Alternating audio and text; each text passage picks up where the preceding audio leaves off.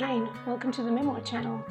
My name is Nikki Smart, and today I'm going to be speaking with Minu Cash about her memoir, The Painted Pink Dress, a daughter's story of family, betrayal, and her search for the truth. So this memoir came out recently, I think it was June 18th, 2024, and it is already doing pretty damn well, and it's picking up speed. And I got to say, once I started, I really wanted to know what was going to happen, so I just couldn't. I need to get to the end and see what the truth is here. I don't want to give too much away. Let's go speak to Minu and find out what she's got to say. And I hope that I'm pronouncing her name correctly. Hi, Minu, and thank you so much, and welcome to the Memoir channel. Thank you. Thank you for having me. Am I pronouncing your name right? Is it Minu? Minu, correct. All right. I know you probably had issues with that for, I think you said your whole life. People like, what is that My whole name? life, yes. Yes, a very unique name. It is. I was wondering if you could maybe start by just giving sort of a little overview of what your book is actually about. Well, actually, it's about my whole life, actually, early age. I always felt this otherness within me because I look different, lighter skin. I come from a Mexican family, and I always felt different, looked different, and I've always wondered why, and with my name, my curly hair, they're dark skin, my light skin. And I wrestled with my identity. And I wrestled also with not just my identity, but with my parents, my mother neglect and my father's aggressiveness. And then also living in a drug-infested town. That was a really hard, it was a hard life growing up. So I always had this feeling that something was off in my family. And it wasn't until years later, at the age of 45, it was always deflected. The questions were always deflected on why I look so different. And at the age of 45, I confronted the one person that revealed to me a secret. That all of a sudden, I just couldn't believe the story myself. It is unbelievable. It's an unbelievable story. It really is. So I just, I actually started to write it, and I felt very compelled to write this story because, like I said, it was so unbelievable. And I thought I was imagining a lot of this stuff because, like I said, my questions were deflected always.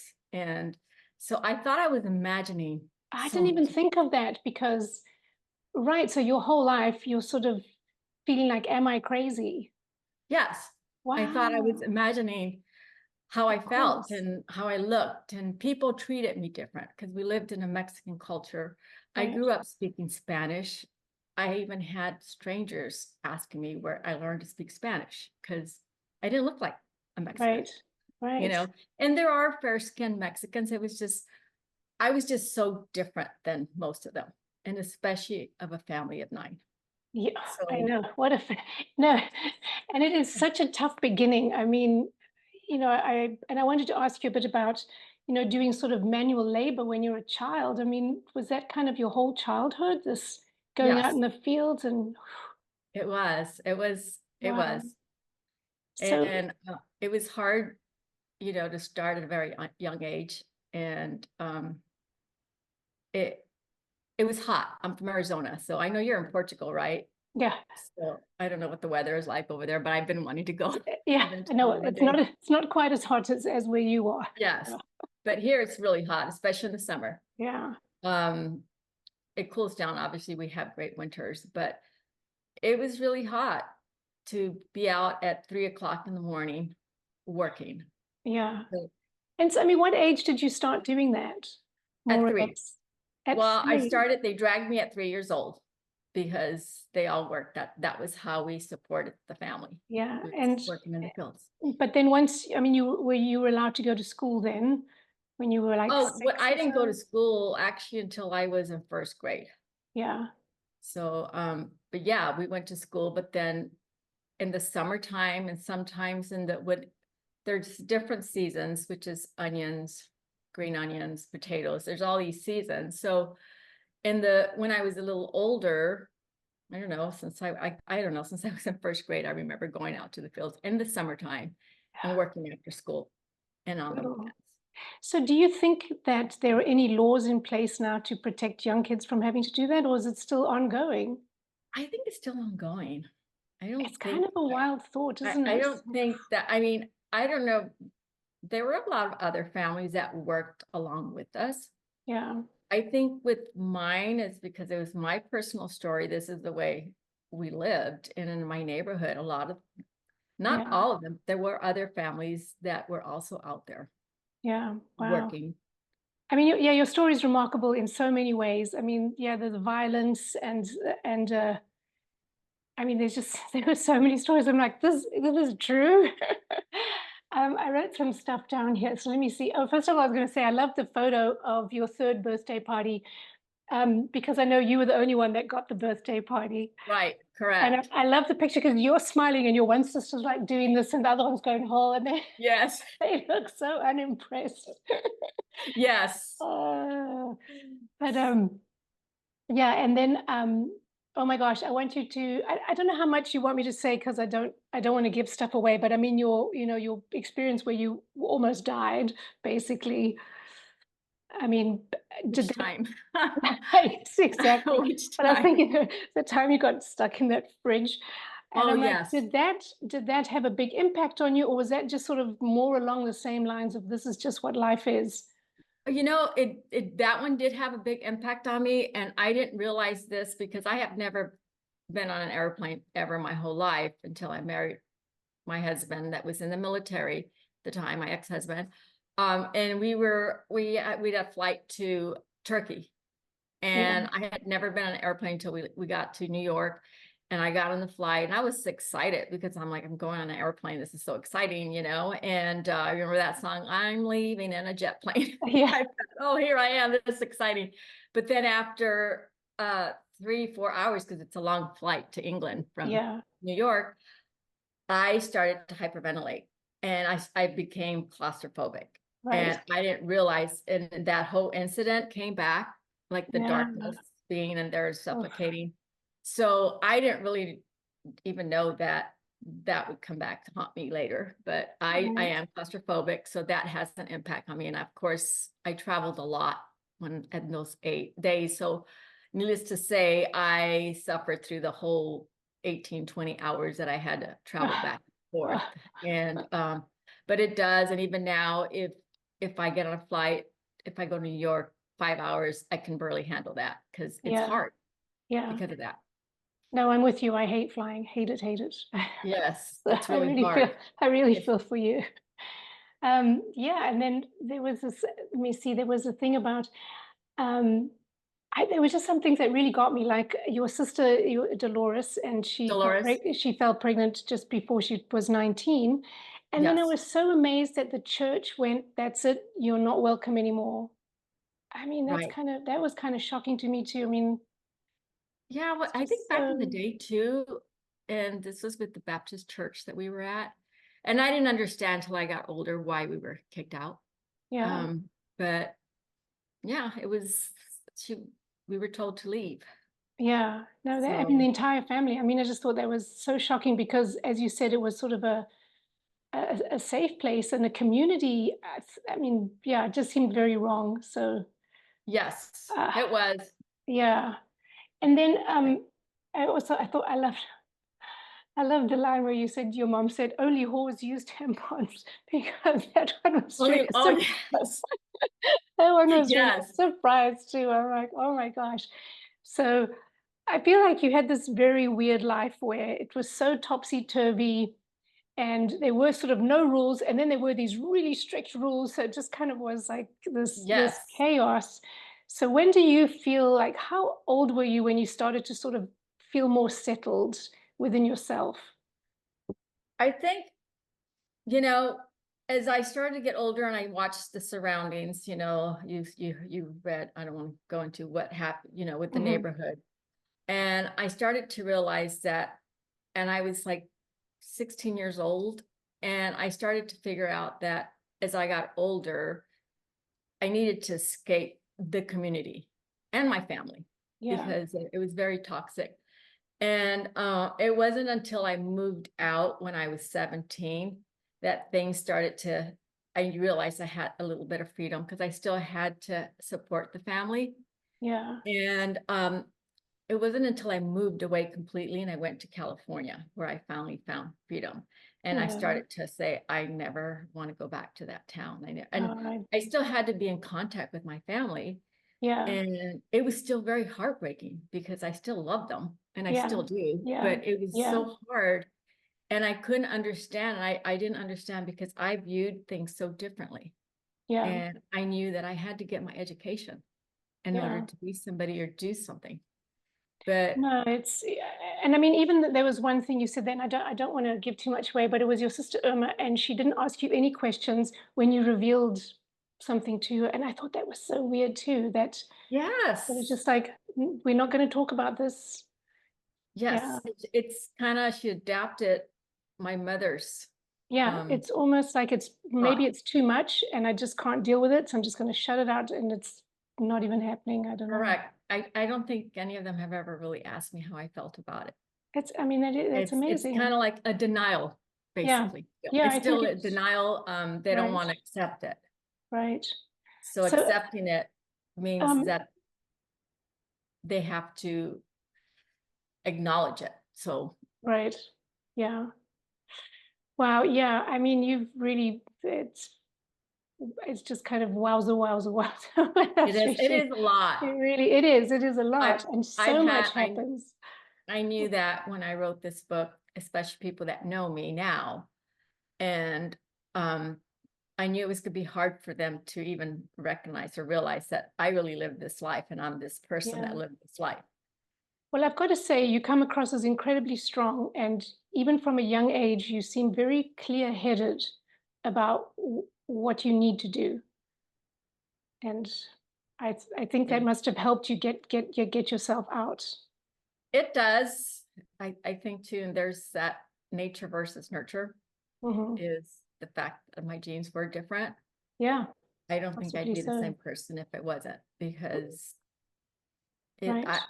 I look back at it and I always knew something was different.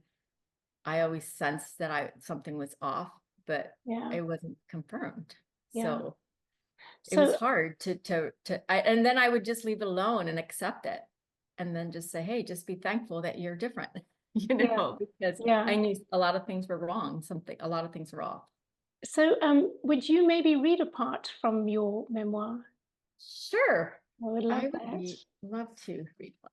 So Okay, this I'm going is to put you on speaker view. So, hang on okay. a second. Here we go. I'll read you a short one. It's on page 45 and it's about the little duckling. I don't want to go on to all of that, but it's like the little duck, my longing to fit and grow. And I'd sit for hours thinking of all the possible answers to make sense of the ongoing puzzle. I must have been adopted. Maybe a mom wanted more kids, but couldn't wait. No, that couldn't be. With a brood of 9 children, all within a few years of one another, she didn't appear to have any trouble. Perhaps my parents adopted me from another family. Maybe I was a rare case of accidental baby swap at the hospital. When little Sammy was born, we stood at the hospital hallway looking through the tall window of the neonatal intensive care unit. At sea of babies, all defined by only a pink or blue blanket. Putting a baby in a wrong bed would be the wrong name tag, could be an easy mistake. What if the real Minu was out there in the world somewhere? And here I was, trapped in this awful life I wasn't supposed to be living. Oh, oh, yeah. Um, wow. So, okay, Yeah, so you only just released this, right? It came out very recently in it's June. been out 5 weeks now. Yeah. It's been on Amazon. There has been 4,000 copies sold so far. Yeah, I mean, I saw, Um, when I first looked at it, it had like 200 and something reviews, and then I clicked today and we're like 400 and something. Like, my gosh, it doubled yes, like that. So I yes. think it's really going to do well for you. Have you had Thank you. what's your sort of feedback so far? Like, what's your What's been happening Well, for you? I've had so many, so I belong to a club, a workout club that I've been going there for 5 years, and the Uh-huh. community is really close knit, and a lot of them have bought the books. We've actually done a book club, but everybody, and I'm a dental hygienist part-time, so a lot of my Okay. patients have bought my book, and Okay. all of them just love it. And a lot of them have said to me that they couldn't put it down, I that couldn't they put it all read down. it within 2 days. Yeah. And a lot of them are like, I want to give you a hug, Yeah. and I had no idea that you were even Mexican. And, they don't, a lot of people don't. And they've all shared it with others. They love it. I've gotten a lot of, I'm feeling the love, really. Right. Oh, I'm so Yes. glad. And I mean, it's very compelling because, and I mean, you've done it really well and you've covered a huge amount of stuff, but somehow it doesn't get bogged down by it. It just keeps Yes. adding to it and adding to it. I'm like, yes, I want to, tell me, tell me, tell me. So, I mean, Yes. you've done it very, very well. So, yeah, Thank well you. done. Thank Yeah. you. So, have you got stuff upcoming events and book tours or talks I or? do. I haven't I'm gonna do some book signings here in town. I've done a few, Mhm. I've already done one in Antica's Gallery, which is an art gallery, a friend of mine who owns it, and it was really nice. Then I went to California, Lompoc, which I talk about in my book. Yeah, I did a book signing in their bookstore there. And fantastic. then I'm setting some up here. I also lived in La Jolla, so I'm going to try and get a hold of them. So there's a library there and also a Warworks bookstore. So I'm Hmm. reaching out to them. But here in town, I really wanted to stay from doing it's so hot just traveling here, but I'm going to Yeah, do some starting next week. There's some like 5 bookstores that I'm going to go to. And then there's also a book festival in October. So there's yeah, a yeah, lot of ground to cover right now with the books and book clubs. There's a lot yeah. of book that I've been invited to do Q&As with. Yeah, I feel like it's going to just keep picking up momentum because it's great. Thank you. And I mean, it's a very unusual and, yeah, very unusual story. It So, is. It is a very yeah, unusual. And I think I was kind of worried. I hesitated for a little bit because here I was putting this book out and have never viewed me that way. And now yeah, I was nervous about that, yeah. but But it's it having, doesn't define who I was, though. right. And it's got and you're having a good response to it. So that's good. Yes. Yeah. So, Yeah. obviously it's too soon for me to ask you if you're going to be writing something next. Well, there's a lot that wasn't put in the book. Hmm. So I have thought about it. Um, my publisher, as you know, is Sandra Jonas. Uh-huh. And so right now we're just trying to get this because it's only been out for 5 weeks. Right, exactly. But there is a possibility that maybe next year I could Yeah. start working on another one. Because writing's kind of addictive, isn't it? It's So, addictive and it's also fun because you get to get that part that's, especially with the memoir, is yeah, just writing it down on paper and seeing yeah, it. It's yeah, totally, I learned so much writing this book. As you know, I have dyslexia. So yeah, that was it's very challenging because no matter when you want to write something, your brain automatically transposes the words hmm, and hmm. letters. So it makes it very challenging. But I've Wow. learned so much just with writing this book. So, how long did it take you, this project, Two this and a half memoir? years. Oh, that's pretty quick. Yes, two Yeah. and a half years. Thank Did you. I, Did you finish the book? Yes. your one? Yes, Yes. absolutely. I couldn't, I Okay. mean, I had to know, I had to keep going. And, How long did it take you? I'm just curious. I'm going to say it took me about 2 days and That's maybe good. even three, but I had to do stuff in between. So I'd have to come back to it. But, Okay. I'm just curious because everybody I talked to said it's taken them 2 days just yeah. because they couldn't put it down. So, Yeah, no, I'm the same. I just had to get, I was like, I need to know now. Like I'm in well, and I have to just keep going. thank Have you you so much. have you done an audio book? No, my publisher is working on that right now. So yes, there will be one out. Yes, I think that'll do really well too. So, Yes, a lot of Spanish people they want it of in Spanish. course. Yeah, brilliant, So brilliant. yes, and Okay, I think good. she's working on that one too. So I'm Great. excited. I'm really, really happy that it's where I'm at right now. And it exceeded my expectations of where it's at. It really Yay. has. And Yay. I'm happy. I'm going to put your web address underneath this. Is that fine? And people can Oh, find that's out more great. about you and where your book Great. events are. Thank Okay, you. perfect. No, you're very Thank you welcome. so much. I appreciate it. Yeah, you're very welcome. All right, thank you so much for being on the Okay, show. thank you. All right, Bye. bye-bye.